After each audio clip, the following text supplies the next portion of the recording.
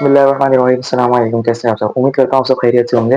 Last video में हमने पढ़ा था मोमेंटम के बारे में कि मोमेंटम क्या होता है। फोर्स के बारे में पढ़ा था, फिर मोमेंटम के बारे में पढ़ा था कि मोमेंटम जो है वो क्या होता है। अगर किसी ने वो वीडियो नहीं देखी हो तो डिस्क्रिप्शन में उसका लिंक मौजूद है, जाके देख लें।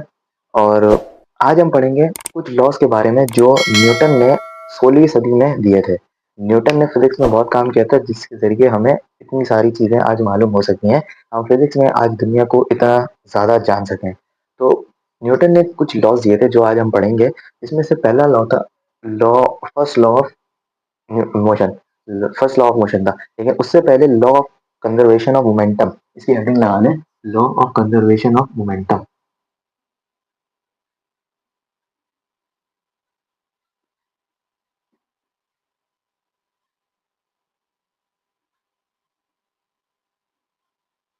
अच्छा, तो जिस तरीके से हमने लास्ट वीडियो में पढ़ा था कि मोमेंटम क्या होता है, वेक्टर को अगर उसका प्रोडक्ट वेक्टर का वेलोसिटी का और मास का जो प्रोडक्ट होता है वो क्या कहलाता है, मोमेंटम।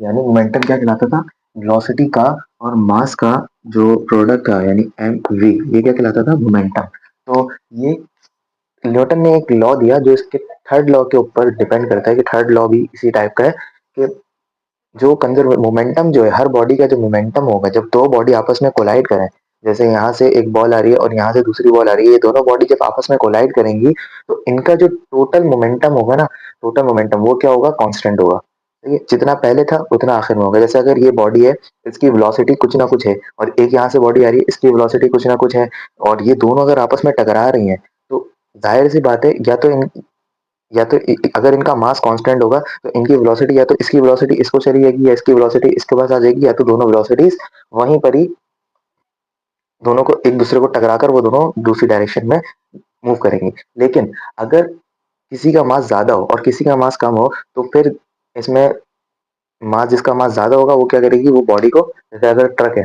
और सामने से बाइक आ रही है तो ट्रक वाला जो है वो, जाहिर सी बात है, बाइक के अगर टकराएगा तो बाइक का तो कुछ बचने वाला है नहीं। तो उसका जो मास है वो ट्रक बाइक के मास से बहुत ज्यादा है। इस वजह से उसकी जो वेलोसिटी है वो बाइक की वेलोसिटी को दूर, उसकी जो वेलोसिटी जब बाइक की वेलोसिटी में कन्वर्ट होगी तो बाइक जो है वो उड़ कर जाएगी और उस दूर जाकर फेंकाएगी। तो यही था law of conservation of momentum के। जितनी भी मोमेंटम, जो टोटल मोमेंटम जितना भी होगा वो हर बॉडी का क्या रहेगा, कंजर्व। अनलेस अंटिल, उस वक्त तक कंजर्व रहेगा, उस वक्त तक कांस्टेंट रहेगा जब तक के कोई एक्सटर्नल फोर्स जो है वो अप्लाई ना हो रही हो, यानी आइसोलेटेड सिस्टम हो। तो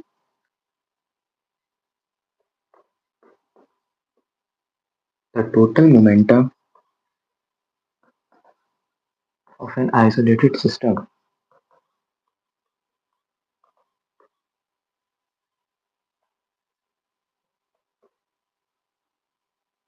ऑलवेज रिमेन कांस्टेंट। क्या, जितना भी मोमेंटम होगा आइसोलेटेड सिस्टम का, आइसोलेटेड सिस्टम से मुराद, आइसोलेटेड सिस्टम का मतलब क्या होता है कि उसके अंदर जो भी मोमेंटम हो रहा हो वहां पर कोई एक्सटर्नल फोर्स मौजूद ना हो, तो उस वक्त जो भी मोमेंटम होगा वो क्या कहलाएगा, वो क्या होगा, हमेशा क्या होगा, कांस्टेंट। यानी कि जितना पहले था उतना ही बाद में होगा। तो इसके लिए एक एक्सप्लेनेशन, इसका एक फॉर्मूला है या एक्सप्लेनेशन में, explanation, consider two bodies having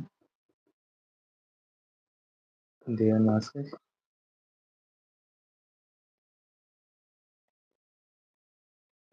m1 and m2 and moving with velocities u1 and u2।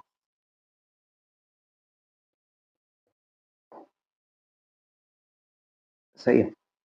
अब यहाँ पे क्या कह रहे हैं कि एक बॉडी है, दो बॉडीज है जो एक सिस्टम में है, और उनका जो मास है वो क्या है, m1 और m2। m1 और m2 उनका क्या है, मास। और उनकी वेलोसिटीज, इनिशियल वेलोसिटीज क्या है, u1 and u2। Initial velocity मुराद उस वक्त की वेलोसिटी जब वो कोलाइड नहीं हुए। अब after collision,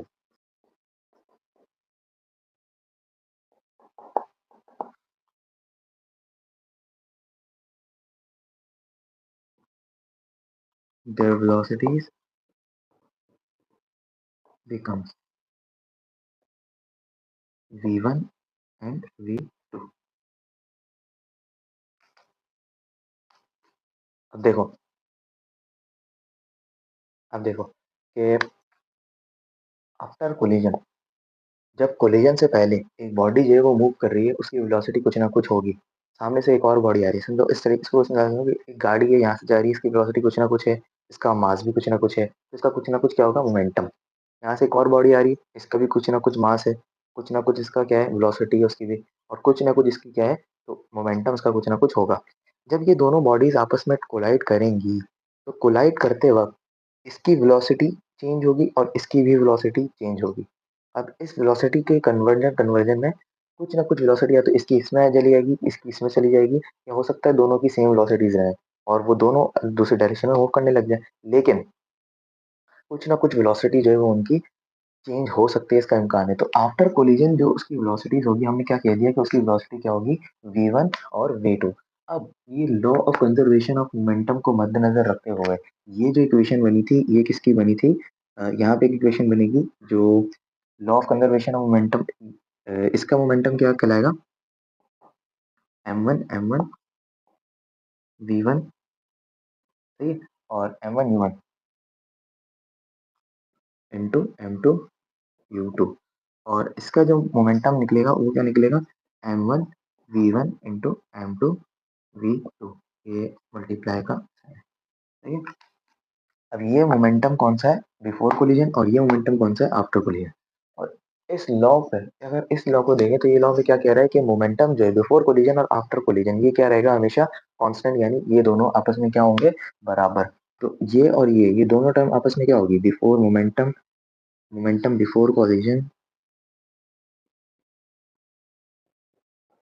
momentum before collision is equals to momentum after collision। Momentum before collision ये बराबर होगा किसका, मोमेंटम आफ्टर कोलिजन के। तो हमारे पास एक इक्वेशन, जो एक लॉ जो है वो क्या बन के आ जाएगा, m1 u1 is into into m2 u2 is equals to m1 v1 into m2 v2। ये हमारे पास क्या बन के आ गया, ये क्या है हमारा, क्या है ये हमारा law of conservation of momentum की इक्वेशन, यानी मैथमेटिकली इसकी क्या हो गई है, ठीक है। इसको आगे और भी कर सकते हैं हम। तो ये है law of conservation of momentum, कि गाड़ी जो है या कोई भी जो एक सिस्टम पे जो भी प्रोसेस हो रहा हो, अगर दो बॉडी आपस में कोलाइड करें किसी भी सिस्टम में, तो वो बॉडी जो पूरे जो सिस्टम का जो मोमेंटम होगा ना, वो क्या रहेगा, हमेशा कांस्टेंट रहेगा। ये था law of conservation of momentum. इसके बाद न्यूटन के जो तीन इंपॉर्टेंट लॉस हैं, first law of motion, second law of motion और थर्ड लॉ ऑफ मोशन, ये हम अभी डिस्कस करते हैं। तो सबसे पहले हेडिंग नाम है फर्स्ट लॉ ऑफ मोशन की। फर्स्ट लॉ ऑफ मोशन क्या होता है।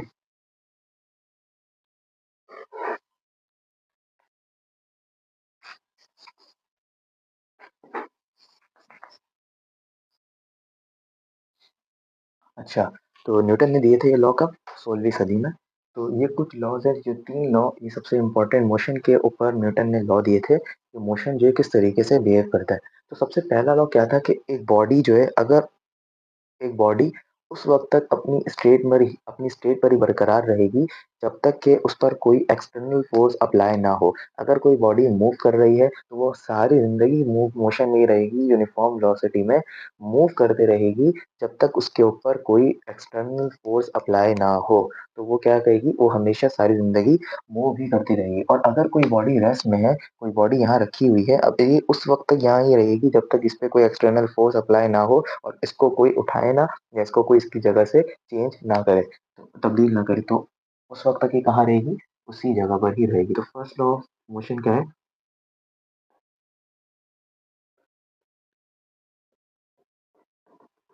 न्यूटन का फर्स्ट लॉ ऑफ मोशन क्या कहता है कि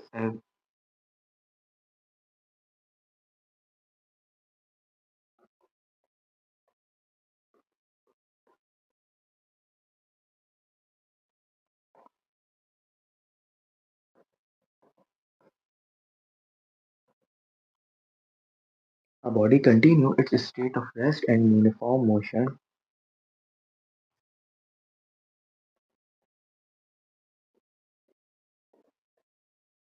until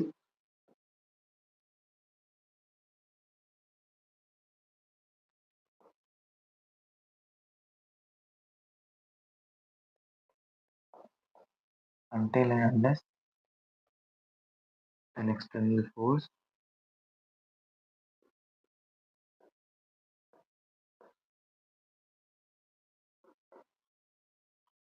act on it।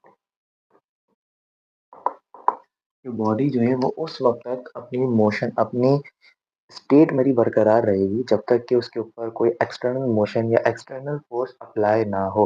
तो उस वक़्त तक वो क्या रहेगी, अपनी ही बॉडी पर, अपनी ही स्टेट पर बरकरार रहेगी। जैसे अगर हम स्पेस पर रॉकेट वगैरह भेजते हैं या सैटेलाइट वगैरह जब स्टेट पर जाती है, तो वो क्या करती है? वो अगर मोशन में है तो मोशन में ही रहती है ना, कभी क्योंकि स्पेस में क्या है, कोई फ़ोर्स नहीं है, तो वो क्या रहती है, वो मोशन में ही रह रही होती है, घूमते रहती है खला में।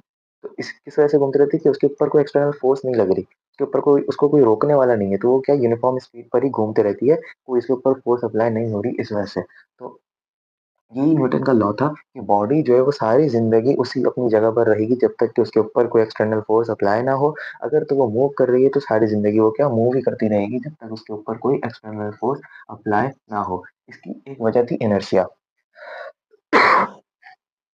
अब इनर्शिया क्या होता है? इनर्शिया है जब बॉडी जो है मूव करे तो उसको मूव करने के लिए जो जो इनर्शिया क्या करता है, बॉडी को उसकी स्टेट को बरकरार रखने के लिए मदद करता है। वो बॉडी का जैसे अगर पेंडुलम है, पेंडुलम को अगर हम देखें तो यहाँ पे था पेंडुलम, इसको हमने यहाँ पे फ़ोर्स लगाकर इसको यहाँ पर लाए और इसको क्या कर दिया, हमने छोड़ दिया। तो ये क्या करेगा, ये यूँ जाएगा, फिर यूँ जाएगा, फिर यूँ जाएगा, फिर यूँ जाएगा और ये यूँ, यूँ, यूँ, यूँ, यूँ, यूँ मूव करता रहेगा। यूँ मूव करता रहेगा ना, और ये यहाँ पे जैसे आ गया।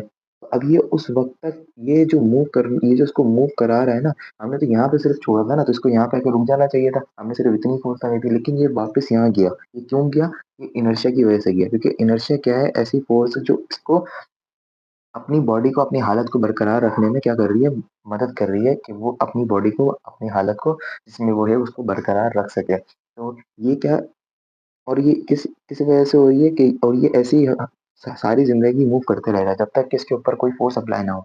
अब इसमें ये भी सवाल लगता है कि जब पेंडुलम हम फेंकते हैं, जब हम पेंडुलम यूँ करते हैं, एक तरफ से अगर हम छोड़ें तो ये दूसरी तरफ जाता तो है, लेकिन ये एक टाइम आता है रुक जाता है। क्यों रुक जाता है? इनर्शिया तो इनर्शिया इस वजह से रुक जाता है क्योंकि इसके ऊपर जो है एक फ़ोर्स एक्ट करती है, वो फ़ोर्स कौन-सी है? ग्रेविटी। ग्रेविटी जो है वो इसके ऊपर एक्ट करती है और इसको रोकती है। अगर ग्रेविटी ना हो तो सारी ज़िंदगी पेंडुलम ऐसे ही घूमता रहे। सारी ज़िंदगी पेंडुलम ऐसे ही घूमता रहे, कभी रुके ही ना। तो ये ग्रेविटी सिर्फ़ एक वाहिद चीज़ है जो इस पेंडुलम को क्या करती है, रोकती है। तो ये जो पेंडुलम की जो मोशन है, इसको बरकरार रखने की मदद, बरकरार कौन रख रहा है? इनर्शिया। इनर्शिया की वजह से पेंडुलम या कोई भी चीज़ अपनी हालत को बरकरार रखती है। इनर्शिया अगर ना हो तो बॉडी जो है वो अपनी हालत को बरकरार ना रख पाए, यूनिफ़ॉर्म वेलोसिटी वगैरह, यूनिफ़ॉर्म स्पीड में नहीं मूव कर पाए और ना ही वो सारी ज़िंदगी रेस्ट में रहे। अब सेकंड लॉ ऑफ मोशन क्या है? सेकंड लॉ ऑफ मोशन क्या है कि न्यूटन भाई ने कहा, एक बॉडी अगर उस पर नेट फ़ोर्स फ़ोर्स अप्लाई की जाए, तो वो अपनी क्या स्टेट को चेंज करेगी और वो रेस्ट से मोशन में आ जाएगी। अगर वो रेस्ट में है तो। अब वो जब मोशन में आएगी तो उसका तो उसकी जो जब एक बॉडी रेस्ट से मोशन में आती है तो उसकी कुछ ना कुछ क्या होती है, वेलोसिटी बढ़ती है। तो उसकी वेलोसिटी बढ़ती है और वेलोसिटी बढ़ेगी तो ज़ाहिर-सी बात है उसमें कुछ ना कुछ एक्सेलरेट होगा। तो फ़ोर्स लगाने पर एक्सेलरेशन जो है वो बढ़ती है। तो न्यूटन भाई ने जो लॉ दिया था वो यही था कि जब नेट फ़ोर्स कोई एक्ट करे किसी बॉडी पर तो वो क्या एक्सेलरेशन प्रोड्यूस होती है। और वो एक्सेलरेशन एक वेक्टर क्वांटिटी है, तो वेक्टर क्वांटिटी की कोई ना कोई क्या होती है, डायरेक्शन। ये स्केलर वेक्टर अगर आपको नहीं पता तो डिस्क्रिप्शन में लिंक मौजूद होगा, जाके आप पढ़ें। तो स्केलर और वेक्टर क्वांटिटी समझ में आएगा। स्केलर वेक्टर क्वांटिटी क्या होती है? तो एक्सेलरेशन क्या है, एक वेक्टर क्वांटिटी है, यानी उसकी डायरेक्शन और उसका मैग्नीट्यूड दोनों होता है। तो फ़ोर्स जब अप्लाई होगी, कोई नेट फ़ोर्स अगर किसी बॉडी पर एक्ट होगी, अगर इस पे मैं कोई फ़ोर्स अप्लाई करूँ तो ये बॉडी मूव तो करेगी और इसकी कोई ना कोई एक्सेलरेशन होगी। तो वो जो एक्सेलरेशन है वो किस डायरेक्शन पर होगी? वो डायरेक्शन क्या होगी जिस पर फ़ोर्स लगाई जाए। अगर मैं यूँ फ़ोर्स लगाऊँ तो उसकी डायरेक्शन यूँ होगी, मैं यूँ फ़ोर्स लगाऊँ तो उसकी डायरेक्शन यूँ होगी, यूँ लगाऊँ, यूँ लगाऊँ, जिस डायरेक्शन में मैं फ़ोर्स लगाऊँगा, एक्सेलरेशन की डायरेक्शन क्या होगी? वही फ़ोर्स वाली डायरेक्शन होगी। तो न्यूटन का सेकंड लॉ कहता है the net force act on a body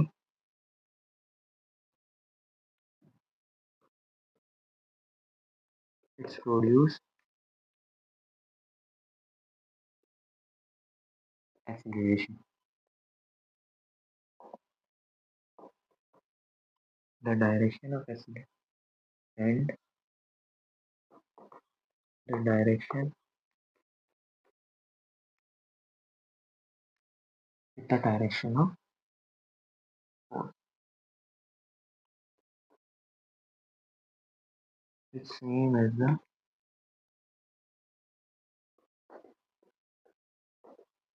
direction of force. यानी उसकी डायरेक्शन जो होगी वो किसके बराबर होगी? फोर्स की ही डायरेक्शन के बराबर, यानी फोर्स की डायरेक्शन की ही तरह डायरेक्शन के साथ मूव करेगी। लेकिन एक्सीलरेशन, अब क्या है एक्सीलरेशन? एक्सीलरेशन इस, अब उस एक्सीलरेशन के बारे में बता रहे हैं कि एक्सीलरेशन क्या होगा। एक्सीलरेशन का जो रिलेशन है फोर्स के साथ क्या होगा? The acceleration is directly proportional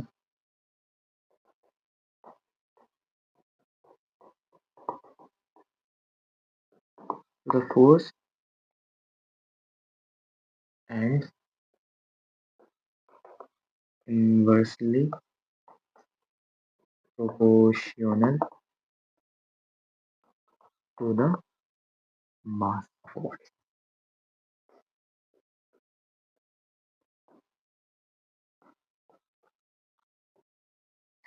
अब क्या है कि डायरेक्शन के बारे में बता रहे हैं कि डायरेक्शन जो है वो उसकी क्या होगी। तो अब एक्सेलरेशन के बारे में बता रहे हैं कि एक्सेलरेशन जो है वो डायरेक्टली प्रोपोर्शनल होगा किसके? फोर्स के, और इनवर्सली प्रोपोर्शनल होगा मास के।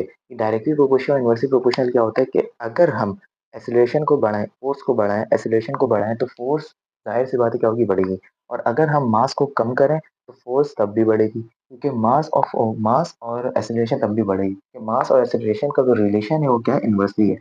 यानी मास को कम करोगे तो फोर्स बढ़ेगी, मास को कम करोगे तो एक्सेलरेशन बढ़ेगी, मास को बढ़ाओगे तो एक्सेलरेशन क्या होगी? कम होगी। और फोर्स के साथ एक्सेलरेशन का क्या है कि वो डायरेक्टली प्रोपोर्शनल है। फोर्स को बढ़ाओगे तो एक्सेलरेशन खुद ब खुद बढ़ेगी।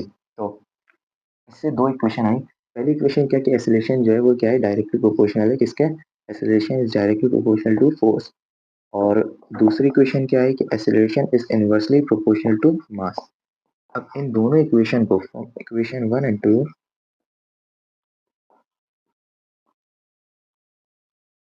पहली और दूसरी इक्वेशन को अगर देखें तो हमारे पास क्या आई? Acceleration directly proportional to force and inversely proportional to mass. अगर जब भी कभी प्रोपोर्शनल का साइन देखो तो क्या करते हैं? प्रोपोर्शनल को हटा देते हैं और क्या लगाते हैं इसकी जगह पर? इक्वल्स टू और कांस्टेंट। तो यहाँ पर कांस्टेंट क्या है? के। और एफ अपॉन एम ये क्या है? ऊपर जैसे था वैसे ही आ गया। इन्वर्सली ये प्रोपोर्शनल का साइन हटाया और क्या लगाया? इक्वल्स टू और कांस्टेंट। अब ये जो के है इसकी वैल्यू क्या है?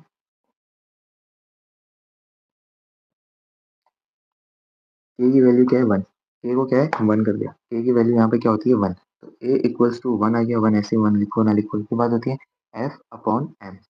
अगर यहाँ से हम एफ को अकेला करना चाहें तो क्या करेंगे? एम को हम किधर? इधर भेज देंगे। तो एफ अकेला हो गया और एम जब उधर गया तो एम ए के साथ क्या हो गया? मल्टीप्लाई। ये एक इक्वेशन क्या हो गई? आ गई। इसकी न्यूटन के सेकंड लॉ की ड्राइव्ड इक्वेशन है। ये इक्वेशन असल में नहीं है। असल इक्वेशन क्या थी कि momentum, rate of change of momentum जो है वो क्या है? न्यूटन का सेकंड लॉ। जो रियल में जो न्यूटन का सेकंड लॉ था वो क्या था?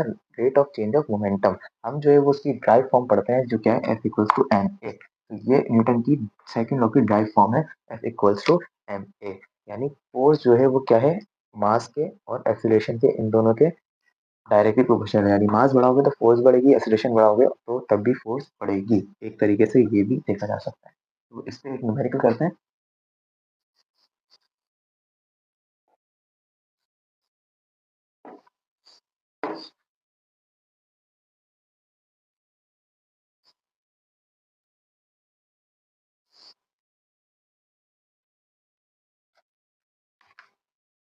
देखते हैं न्यूमेरिकल क्या है question. Find the force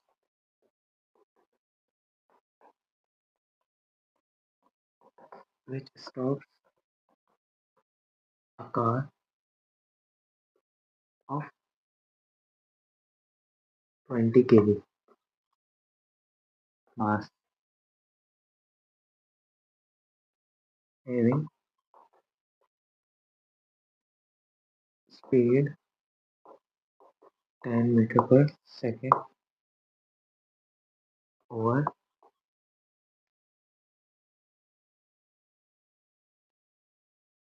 over 40 meter over distance of 40 meter।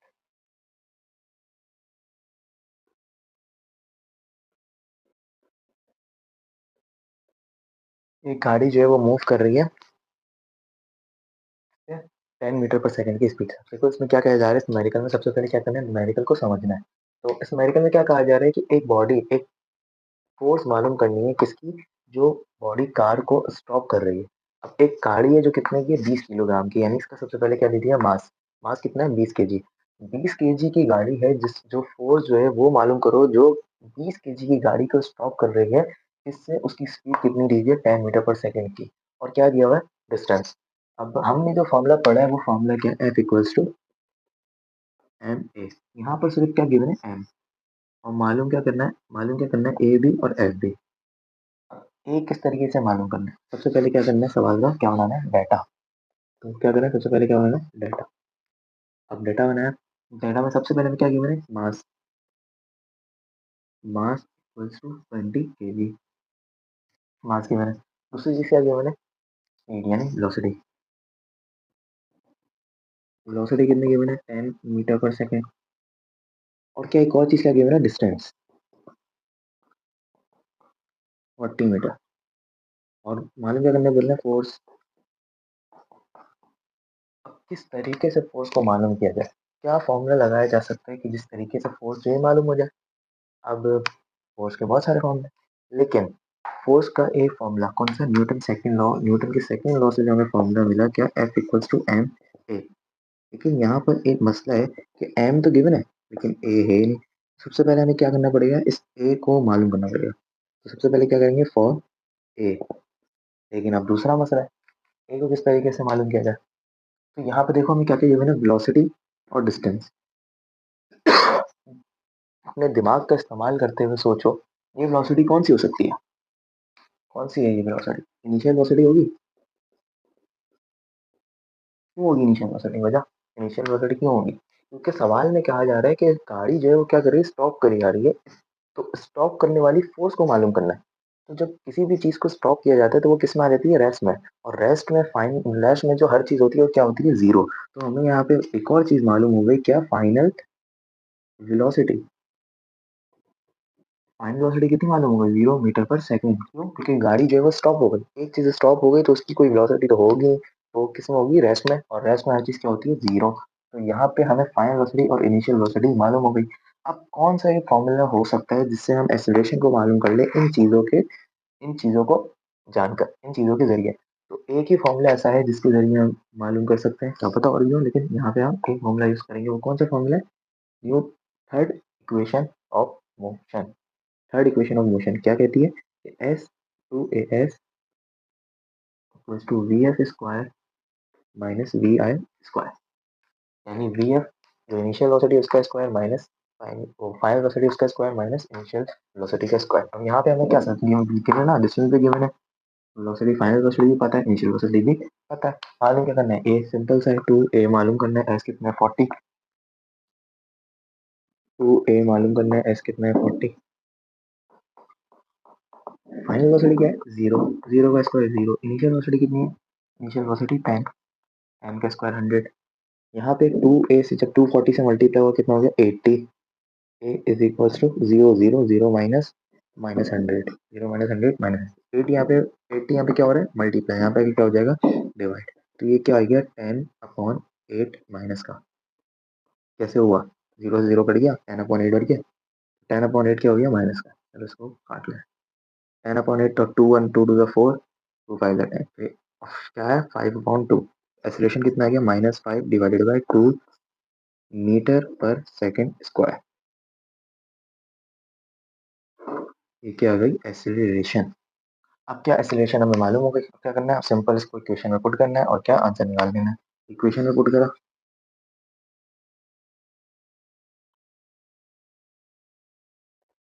अब इक्वेशन में पुट करा, इक्वेशन में एफ मालूम करना है, एम कितना दिया हुआ है? 40 दिया हुआ है, 40 दिया हुआ है ना, 20 दिया हुआ है, 20 दिया हुआ है, तो यहाँ पे क्या आएगा? 20। ये तो डिस्टेंस देना सही है, सही है, सॉरी। एम कितना दिया हुआ है? 20। और ए हमारे पास कितना है? -5/2। अब ये माइनस क्यों आया है, कोई बता सकता है? कमेंट करो अगर आता है तो।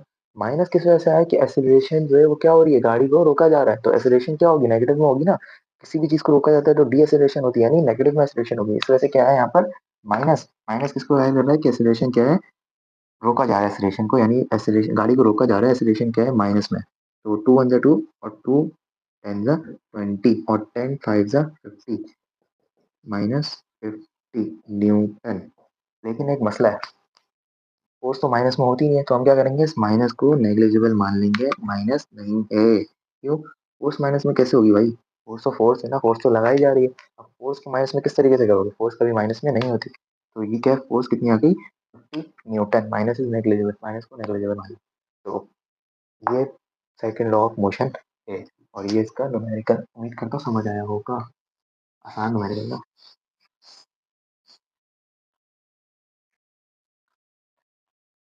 अब क्या है? Third law of motion. ये 3 न्यूटन के इंपॉर्टेंट लॉ है, जो किसने दिए थे? न्यूटन माइनस किसने दिए थे? बोलो बोलो, इतना बड़ा लिखा हुआ है ना, मोशन, मोशन पे दिए थे। 3 इक्वेशन, 3 लॉज हैं जो मोशन पे न्यूटन ने दिए थे, और ये काफी इंपॉर्टेंट लॉज भी हैं। तीसरा लॉ क्या है? Third law. Third law of motion simple सा लॉ है। Every action having an opposite reaction. कोई भी एक्शन करो तो उसका क्या होगा? कोई ना कोई अपोजिट रिएक्शन होगा। अब जैसे अगर आपने किसी को कुछ बोला और किसी कोई और किसी है तो चमाट भी आ सकता है ना। तो वो क्या है? रिएक्शन। एक्शन आपने क्या किया? कुछ बोला, और रिएक्शन क्या होगा? चमाट। तो चमाट क्या था? एक्शन का रिएक्शन। एक और एग्जांपल देखो कि अगर आप बॉल को दीवार पर मारो तो बॉल क्या रिवर्स आती है? वो क्यों आती है? बॉल आपने एक्शन किया दीवार पर बॉल फेंक कर, और बॉल का रिएक्शन क्या हुआ कि वो आपकी तरफ वापस आई। तो वो क्या है? एक्शन का रिएक्शन। अब इसकी एक और एग्जांपल क्या है इसकी, कि अगर आप चलते हो तो आप जमीन पर, ग्राउंड पर जो है बैकवर्ड डायरेक्शन में फोर्स लगाते हो, और ग्राउंड जो है आप पर कौन सी डायरेक्शन में फोर्स लगाता है? अपवर्ड डायरेक्शन में। इसी वजह से आप जो है वो चल पाते हो। ये सारी जो चीजें वो किस वजह से हो रही है कि आप कोई रिएक्शन कर रहे हो, उसका कोई ना कोई अपोजिट रिएक्शन हो रहा है। उस अपोजिट रिएक्शन होने की वजह से हम जो यहाँ पर चल पा रहे हैं, और बाकी बहुत सारे काम दुनिया में हो पा रहे हैं। किस वजह से? हर एक्शन का क्या होता है? रिएक्शन। एवरी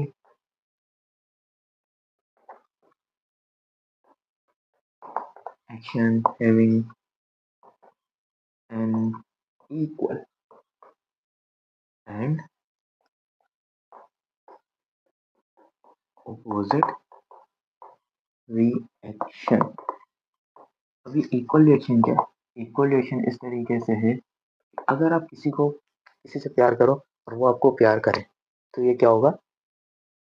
इक्वल रिएक्शन हुआ ना, आपने भी प्यार दिया और सामने से भी प्यार मिला। ज़्यादा मत सोचो, मैं अम्मा अब्बा की बात कर रहा हूँ कि अगर आप अपने वाले साहब से, अपनी वालदा से प्यार करो और सामने से 100% गारंटी है कि प्यार मिलता है, सिर्फ यहीं से ही मिलता है, तो वो क्या होता है? Equal reaction. और अगर अपोजिट रिएक्शन क्या होता है? जो मैंने इतनी सारी एग्जांपल दी, वो सारी क्या थी? Opposite reaction. तो इक्वल रिएक्शन क्या है? अगर आप किसी से प्यार या किसी से कोई भी एक्शन करो और उसके सामने से क्या है? इक्वल वैसे ही रिएक्शन है, तो वो कौन सा रिएक्शन होगा? Equal reaction. और अगर आप कोई काम करो और सामने से उसका अपोजिट रिएक्शन है, कोई एक्शन करो उसका अपोजिट रिएक्शन है, तो वो कौन सा रिएक्शन होगा? Opposite reaction. और जो ये थर्ड लॉ ये कहता है कि कोई भी एक्शन का रिएक्शन ज़रूर होता है, या तो वो इक्वल रिएक्शन होता है या अपोजिट रिएक्शन होता है। ये 2 बातें हैं कि एक्शन करोगे तो उसका कोई ना कोई रिएक्शन ज़रूर होगा, या तो रिएक्शन वो पॉजिटिव होगा, या इक्वल होगा, जो आपने एक्शन किया उसी के बराबर होगा, या अपोजिट होगा, यानी जो आपने किया उसका कोई ना कोई गलत ही रिएक्शन होगा। तो ये था आज का पूरा लेक्चर, जिसमें हमने न्यूटन के इम्पोर्टेंट लॉज के बारे में पढ़ा, समझा, और उम्मीद करता हूँ कि आपको ये लेक्चर समझ आया होगा।